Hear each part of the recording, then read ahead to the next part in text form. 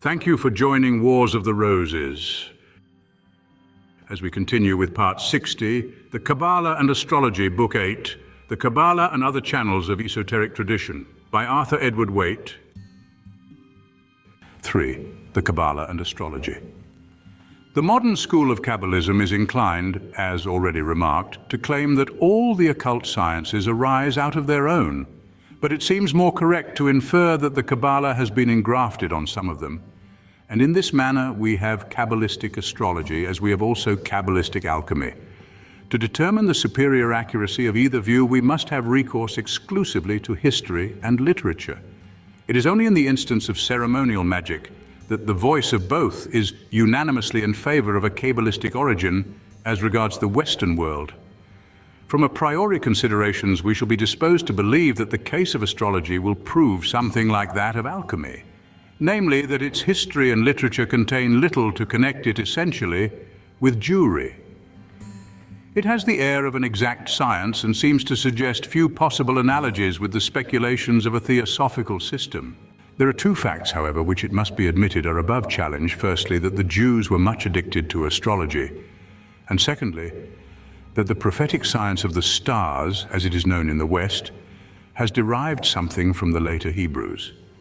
Against these must be placed two other facts, not of less significance, namely that ancient Israel contributed very little to the science of astronomy, that Jewish astronomical writings belonging to the Christian centuries draw chiefly from Arabia, and that as regards astrology and Jewry, during the Kabalistic period it was embedded in fantastic notions and puerile processes. We are not called to deal here with the history of the science.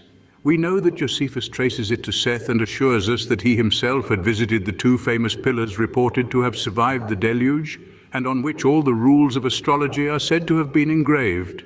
Josephus may have been deceived easily, or he may have been tempted to claim for his nation on the warrant of a fable the precedence in a study to which the notion of learning was attached. Seth and the pillars set apart, we know also that antique Chaldea was a great center of astrology, that it flourished among the Babylonians, that it was practiced in Egypt, and it is natural to suppose that the Jews must have had their share in the knowledge of each of these peoples. There may have been even a Kabbalah of astrological procedure communicated to Christian times. All this is, however, beside the real question. We are not justified in looking for the Zohar or its influence in Jewish writings on mathematics or natural philosophy for the simple reason that the Zohar does not connect seriously with these subjects. It has also little concern with astrology. We are at liberty, however, to ask ourselves one question. Astrology works upon data which are very obscure in their history, and there are doctrines connected with it which even to the occult student may seem insufficiently grounded. It would be interesting to ascertain whether they have any Kabalistic correspondences. As to the data, I suppose no one has attempted to institute a parallel, but it has been thought that some astrological theorems may have a connection with Kabalistic apparatus. Let us see, therefore, what is said upon this subject by its students. The attribution of metals to the Sephiroth in the Metzaref suggests planetary attribution, and a tabulation has been constructed by Pappus, following the authority of Kircher. 1. Kether corresponds to the Empyrean. 2. Chokmah corresponds to the primum mobile. 3. Bina corresponds to the firmament. 4. Chest corresponds to Saturn. 5. Geburah corresponds to Jupiter. 6. Tifereth corresponds to Mars. 7. Netzach corresponds to the Sun. 8. Hod corresponds to Venus.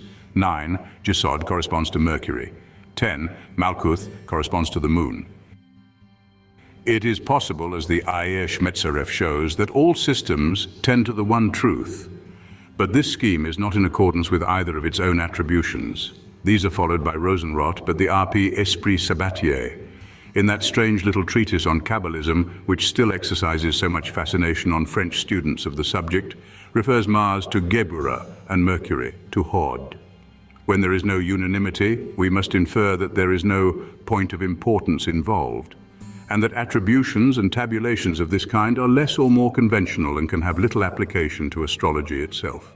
In modern times, however, all the divinatory sciences, which in every case possess or suggest astrological connections, have received some kind of Kabalistic attribution.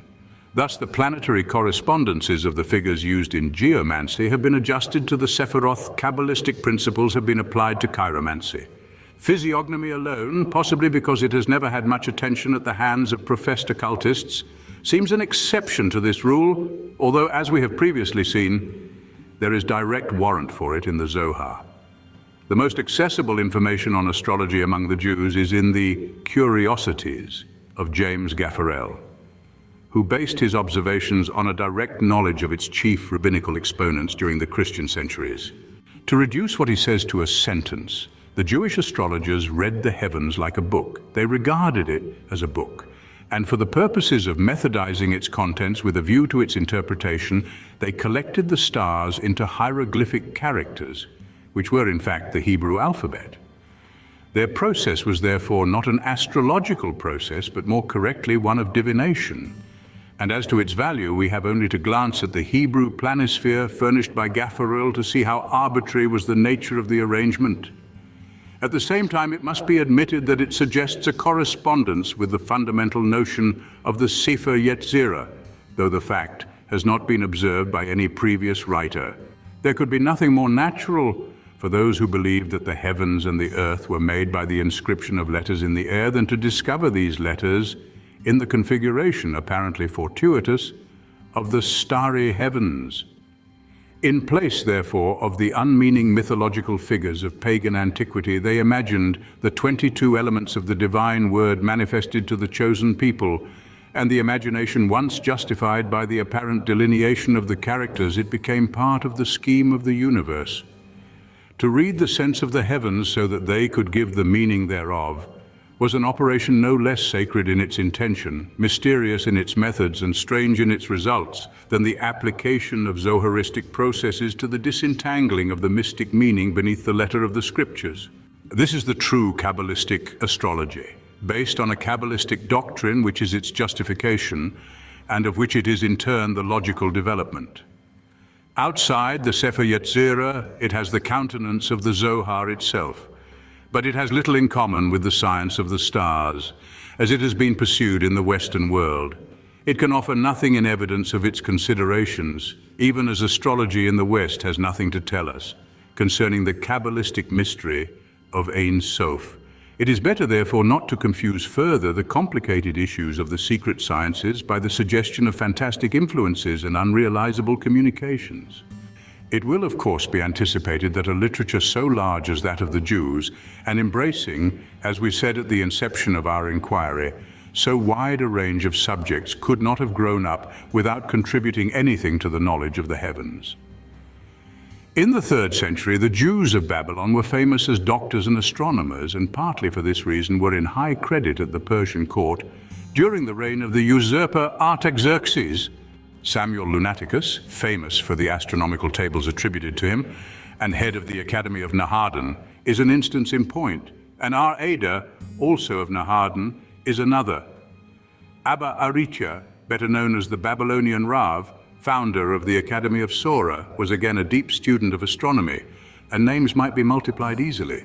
Side by side with medicine and the interpretarian of dreams, astrology was much pursued by the Eastern Jews of the 10th and 11th centuries. In 1150 or thereabouts, R. Avi Joseph wrote a treatise on the intelligences which move the heavens and concerning the judgment of the stars. Aben Ezra, about the same period, is a great name among the astronomers of Jewry, as well as in doctrine and philosophy. Abraham Chia and Abraham Nasi are also contemporary students of the same science. In the second half of the 13th century, during the reign of Alfonso the Loth, King of Castile, himself called the astrologer, the rabbins were in high estimation for their knowledge of the heavens, and the tables attributed to Alfonso were the work of a Jew whom he employed. In the 15th century, the family of Al-Qadet produced 2 famous astronomers, and Abraham Zakut, author of the Sefer Yuhassin, was another student of the subject in the days of Ferdinand and Isabella.